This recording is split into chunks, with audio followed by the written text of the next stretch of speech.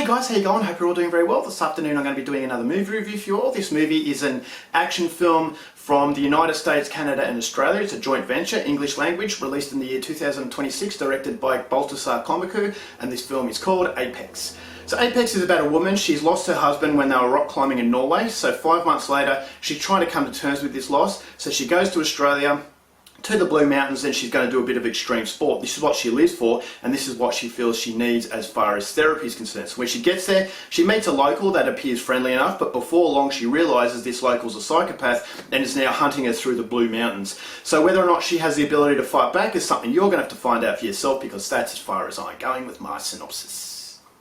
Now my thoughts on Apex. I had 3 reasons to see this film. Number 1, Baltasar Komiku is the director. Now, he's a director that hasn't won me over. I believe he was a lot better when he was making films in Iceland. Movies like Jar City I thought were really dark and gritty and very realistic, whereas when he's gone over to America, he's fallen prey to the Hollywood way, which is all about making money, watering things down. So he hasn't been bad, but he's lost his style. And this is the issue with a lot of foreign directors coming over to Hollywood, when they actually have to ditch their style because it's all about making money. They've got such big budgets, that can be a curse because you can lose your identity. And I definitely believe that Baltasar Komiku has lost his identity since coming to the United States. So he hasn't completely won me over, but he's actually very good at what he does, and what he does is action. And not a lot of directors can actually handle an action set piece as well as he does. And so that was one reason to really get excited for this movie. Number 2, Taron Egerton and Charlize Theron were starring in this movie. Now, having a movie set in Australia with 2 really big names is always something exciting. And number 3, the fact that it was shot in the Blue Mountains. Now, the Blue Mountains, not too far away from where I live, absolutely fascinating. It's a beautiful place, but it's a very intimidating place. It's very, very easy to get lost. So to have a film in this setting, I thought this is a recipe for success. But I had my skepticism based on the fact that the director hasn't completely won me over. So after watching Apex, I will say, unfortunately, I'm still waiting for that movie to really blow it out of the park, because although it had positives, it does fall victim to what a lot of Hollywood films fall victim to. And that's something I'll go into a little bit later.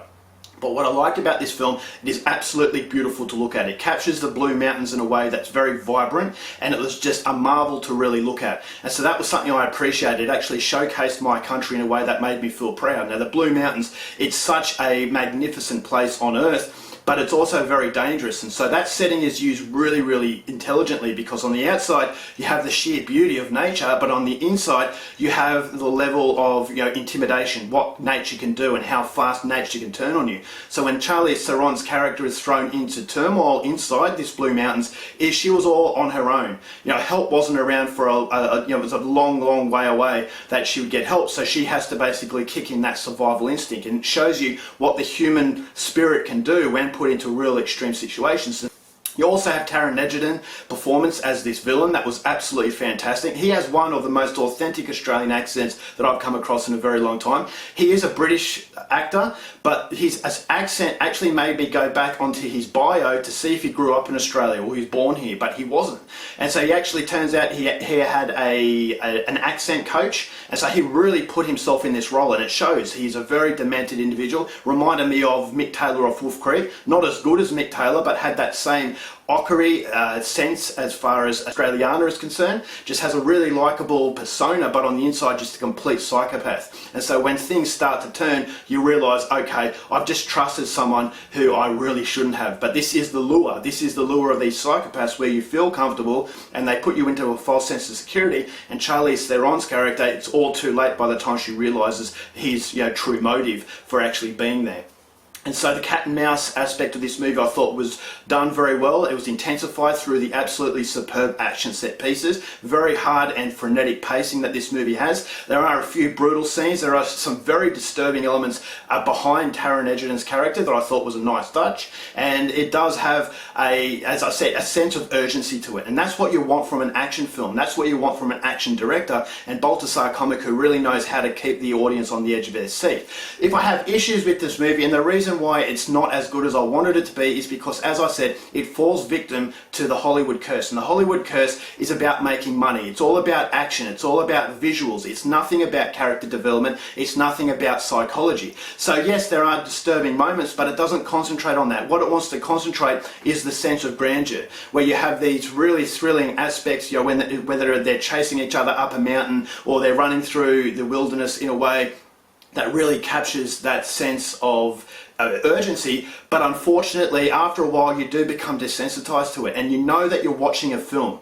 Now what I mean by that, when you know you're watching a movie, you have that sense that, all right, I'm in my seat in the lounge room. There is that security blanket that really disconnects yourself from what's going on. So these really good survival movies, they're realistic, that these things could actually happen, so you put yourself into their shoes and you feel as though you're experiencing what's going on. Whereas in this movie, there's a suspension of disbelief. There are some really unbelievable moments that I thought were really generic. I've seen that done time and time again, which is why I don't really like action films as much as some others, each to their own. But for me, I like to be put into a situation where I really couldn't connect to this situation.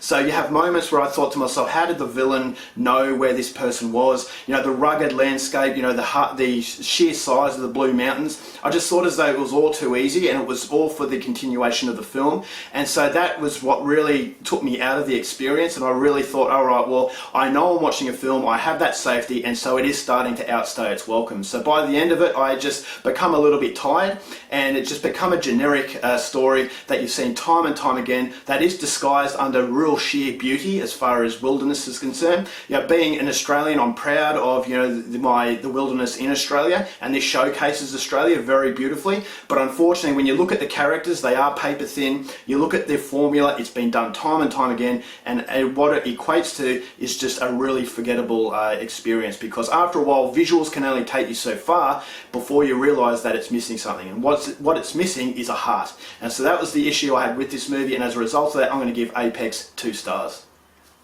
Alright guys, that's it for my review. Hope you enjoyed it. Till next time, keep watching movies, and I'll see you later. Bye.